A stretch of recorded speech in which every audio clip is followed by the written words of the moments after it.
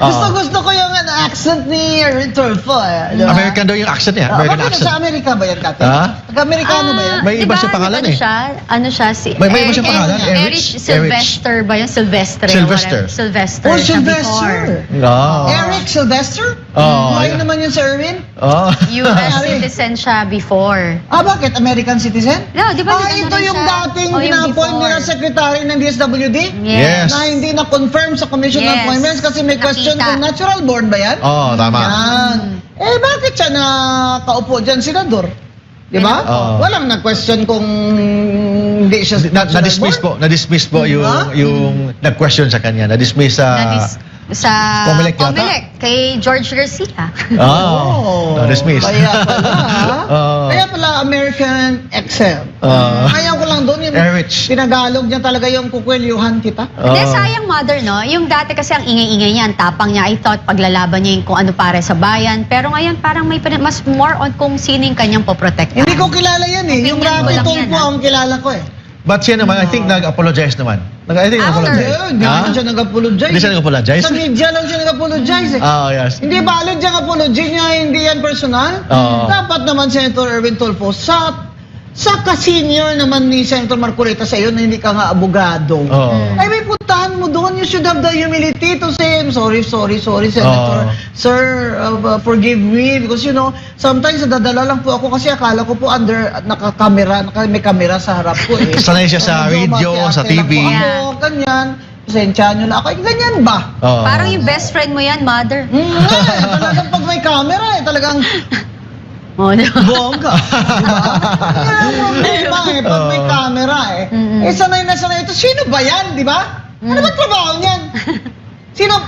Ako gusto ko talaga malaman. Dahil si Rafi Tulfo kilala ko eh. Ito, Erwin Tulfo, hindi ko to kilala. Sa ibang galing to Amerika, nag-military sa Amerika. Something like that. Tapos umuwi dito, naggumawa ng radio program kagaya sa kuya niya.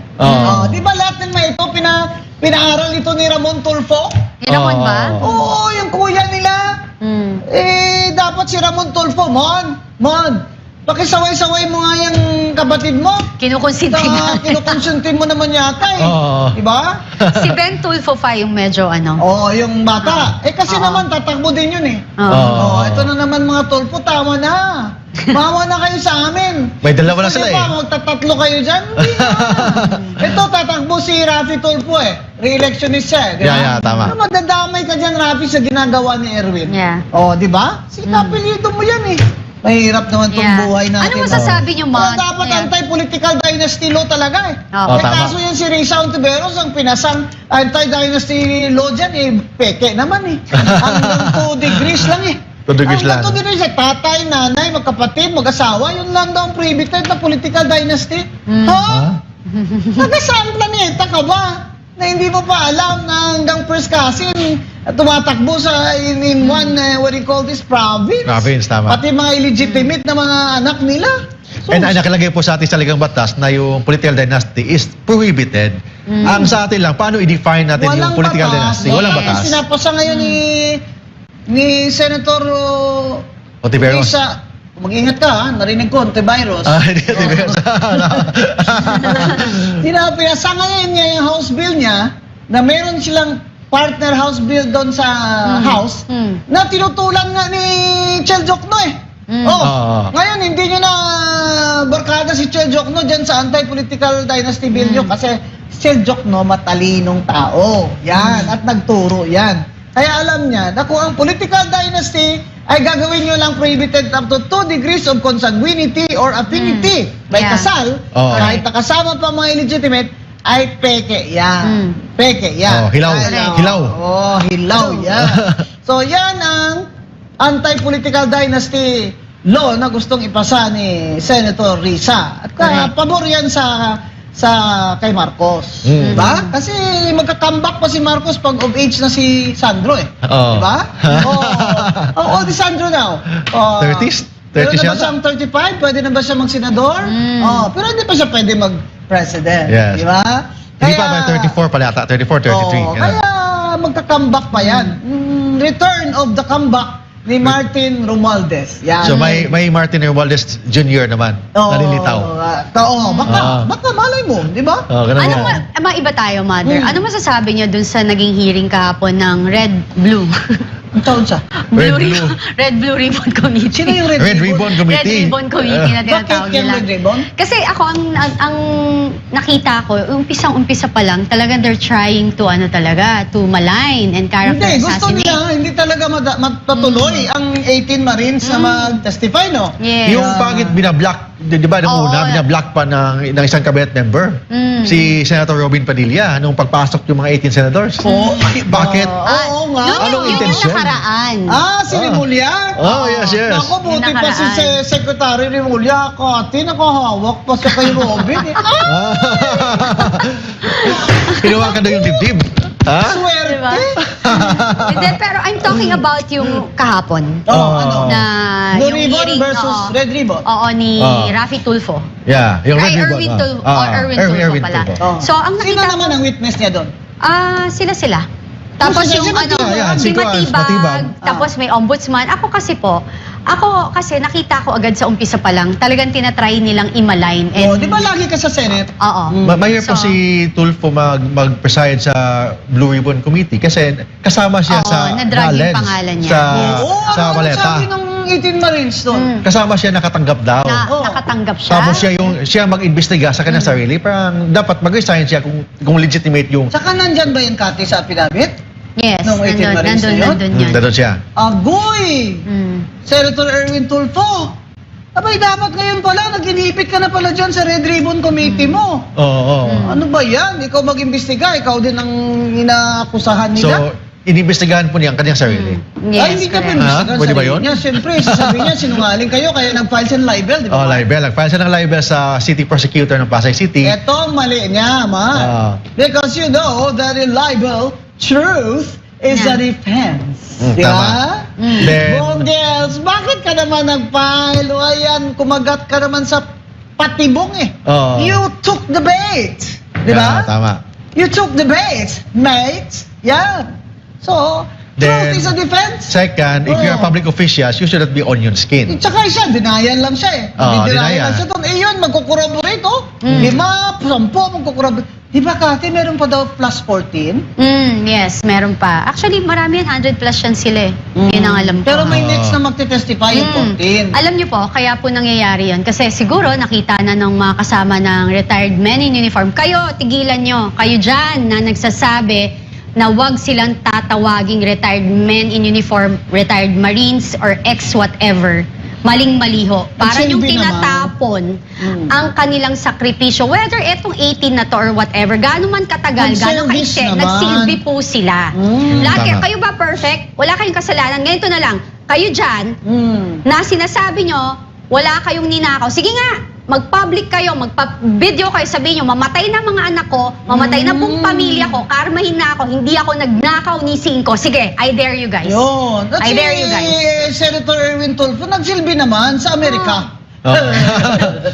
Dollars. Hindi, nakakasakit lang kasi ako may relative akong mga ex-men in uniform. Yes, yes. So, Oh. you don't hindi nyo pwedeng, di ba, may kasabihan ng Minamaliit nyo naman eh. Ginawa nga, Once a Marines basurero will daw? always a Marines. Tapos kayo rin, ikaw Claire Castro, kung makapagsabi ka, mga basurero at saka mga kargador, mas mabuti pang maging kargador at basurero. Dahil sila, nagkakakayo, nadudumihan, bumabaho, nagpapawis sa legal na paraan. So, Oo, kung hindi ma. nakakaya ang trabaho nila, kaya mata pobre kayo, ang sasama ng ugali nyo. Ako, galit na si Kati. Umayos kayo. Umayos ka dyan. Umayos ka. Gagalit na si Miss Kati Binag.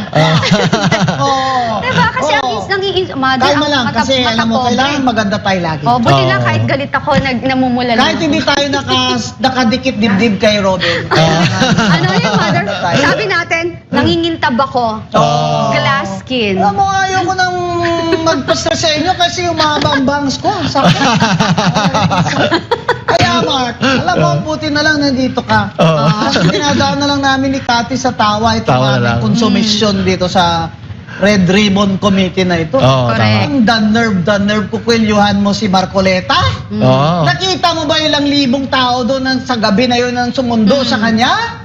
Oh, Yeah. gusto mo ba? Paglabas mo dyan, yung kotse mo, halos hindi makagalaw pag pinalibutan ng mga tao. Mhm. Ganyanin mo yung tatay nila.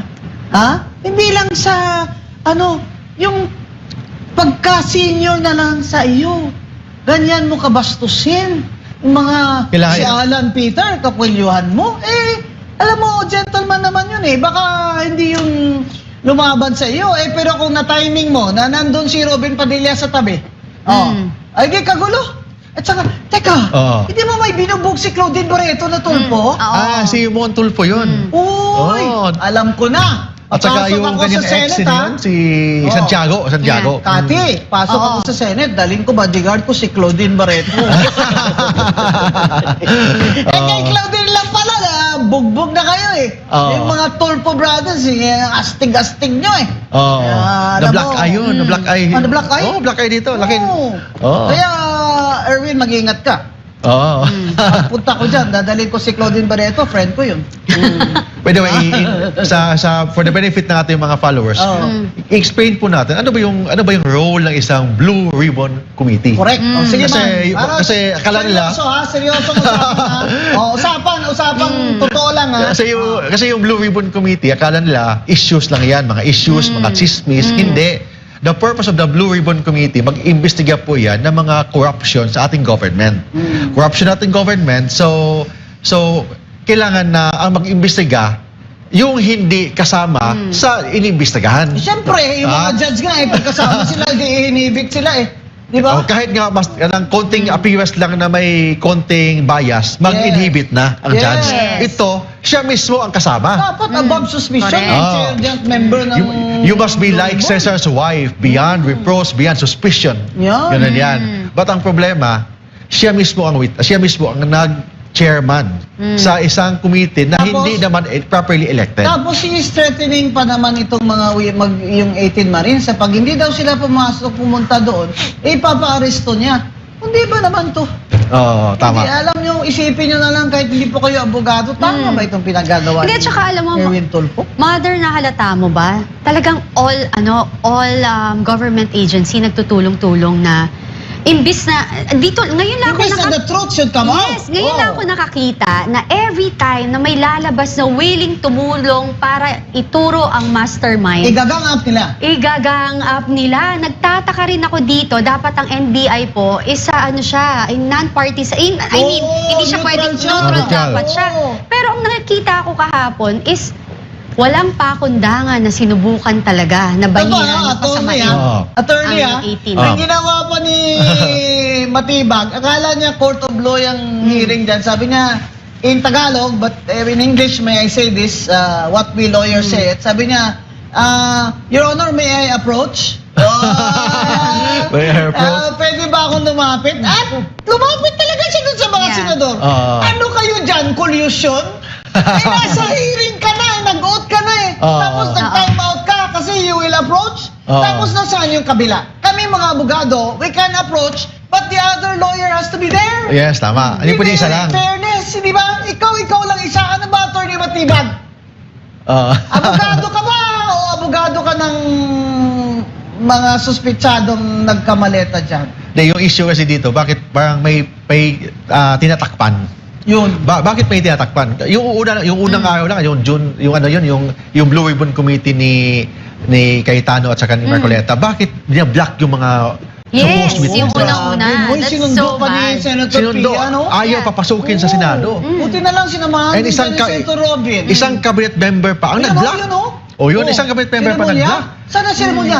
Gusto ko makita yung Yan. dikit dibdib siya kay Robin Oo, hinawakan yung dibdib. Oh, Yun. Yeah. Yan, Correct. nakita ko So, yung kamay niya, hawak sa dibdib, hawak ko ang dibdib. Oo, yan. Hinawakan yung dibdib. Oh, yan.